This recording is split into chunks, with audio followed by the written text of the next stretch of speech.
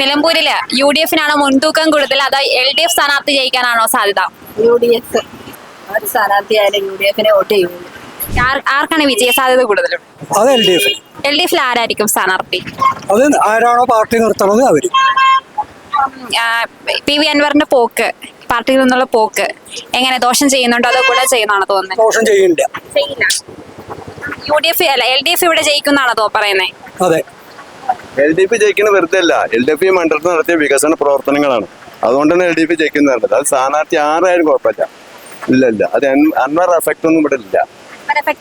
ഇല്ല ഇവിടെ LDF ജയിക്കും.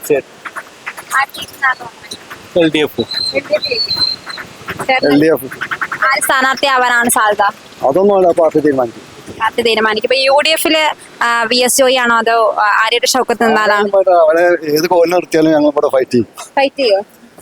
ഇലക്ഷൻ ഡിക്ലറേഷൻ കഴിഞ്ഞിട്ടില്ല. മുന്നണികൾ അത് കഴിഞ്ഞിട്ടായിരിക്കും സ്ഥാനാർത്ഥികളെ പ്രഖ്യാപിക്കുക. ഒരു UDF-ന് വളരെ അനുകൂലമായിട്ട് വരാനാണ് ഈ ഇലക്ഷൻ എനിക്ക് മനസ്സിലാവുന്നത്. 9 വർഷക്കാലം ഇടതുപക്ഷം കേരളം ഭരിച്ചിട്ട് ജനപക്ഷത്ത് നിന്നല്ല കാര്യങ്ങളൊക്കെ ചെയ്തതെന്ന് മനസ്സിലായതുകൊണ്ട് തന്നെ ഇടതുപക്ഷത്തിനോടുള്ളൊരു വികാരം കൂടി ആയിരിക്കും ഈ ഒരു ഇലക്ഷൻ എന്നാണ് എനിക്ക് മനസ്സിലാവുന്നത്. പക്ഷെ ഇപ്പൊ PV അൻവർ ഇടതുപക്ഷത്തായിരുന്ന PV അൻവർ ഇപ്പോൾ UDF-നോട് ചേർന്ന് ഈ തെരഞ്ഞെടുപ്പിനെ നേരിടുകയാണ്. അപ്പോൾ അതുമായിട്ട് ബന്ധപ്പെട്ടതാ പറയാനുള്ളത്. എങ്ങനെയാണ് നിലമ്പൂര് PV അൻവർ UDF-ലോട്ട് വരുന്നത് കോൺഗ്രസിന് ഗുണം ചെയ്യുമോ? ഇടതുപക്ഷത്തോട് ചേർന്ന് നിൽക്കുന്നത് ഗുണം ചെയ്യുമായിരിക്കും. അൻവർ എന്നതൊരു ഫാക്ടർ അല്ല. എന്നാൽ പോലും UDF ഏത് സ്ഥാനാർത്ഥിനെ നിർത്തി കഴിഞ്ഞാലും UDF നല്ലൊരു ഭൂരിപക്ഷത്തിൽ നിലമ്പൂര് ജയിക്കാൻ തന്നെയാണ് സാധ്യത. LDF-ന്റെ എപ്പോഴും തീരുമാനമായിട്ടില്ലെങ്കിലും പാർട്ടി പറഞ്ഞ പ്രകാരം മലപ്പുറത്തു നിന്നുള്ള സ്ഥാനാർത്ഥിയാവാൻ തന്നെയാണ് സാധ്യത വരുന്നത്. പിന്നെ ഇവിടെ VS ജോയി ഷൗക്കത്ത് എന്നുള്ളതൊരു കോൺഫ്ലിക്റ്റ് ആയതുകൊണ്ട് ഒരു സംശയം തന്നെയാണ്. കാരണം അങ്ങോട്ടും ഇങ്ങോട്ടും കഴിഞ്ഞ പ്രാവശ്യത്തെ പോലെ സംഭവിക്കാൻ സാധ്യത ഉണ്ട്. ഇവിടെ നിലമ്പൂര് UDF-നാണോ മുൻതൂക്കം കൊടുക്കുന്നത് അതോ LDF-നാണോ മുൻതൂക്കം കൊടുക്കുന്നത്? രണ്ടും ഇപ്പൊ ഒരേ രീതിയിലാണ് നിൽക്കുന്നത്. സ്ഥാനാർത്ഥിക്ക് അനുസരിച്ചിരിക്കും ഇവിടുത്തെ വിജയ ശതമാനം എന്നുള്ളതാണ്.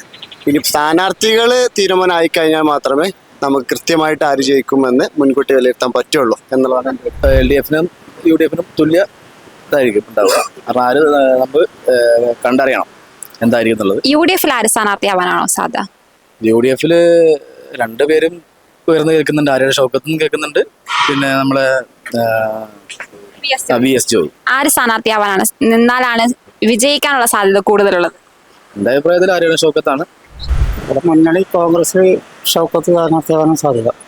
VS ജോയിക്ക് സാധ്യതയുണ്ടോ? VS ജോയിക്ക് സാധ്യത കൂടുതലും ഷൗക്കത്തിനാണ്. മൂപ്പര് പറഞ്ഞാല് ആര്യയുടെ സൗകര്യം തന്നെയാണ്. ഇപ്പൊ നമ്മുടെ നാട്ടിലായതുകൊണ്ട് മൂപ്പര് കുറെ വികസനം കണ്ടുകൊണ്ട് കൊണ്ടുവന്നതാണ്. ചെയർമാനായതാണ്. കുറെ ശാസ്ത്ര ക്ലാസ് കൊണ്ടുവന്നതാണ്. കുറെ ഇംഗ്ലീഷ് ഹൈസ്കൂളിൽ കുറെ കൊണ്ടുവന്നതാണ്. അങ്ങനെയൊക്കെ അടിസ്ഥാനത്തിൽ സൗകര്യത്താണ് സാധ്യത. PV അൻവർ ഇടതുപക്ഷത്ത് നിന്ന് UDF-ലോട്ട് വന്നത് UDF-ന് ഗുണം ചെയ്യുന്നുണ്ടോ? PV അൻവർ ഇവിടെ ഒരു വിഷയമല്ല. ഇവിടെ ഇത് UDF-ന്റെ മണ്ഡലമാണ്. PV അൻവർ വന്നാലും ശരി വന്നിട്ടില്ലെങ്കിൽ ശരി ഇത് UDF ജയിക്കുള്ളൂ. പിന്നെ അൻവർ കുറച്ച് കാര്യങ്ങൾ പറഞ്ഞ കുറച്ച് പണം സ്വാധീനം.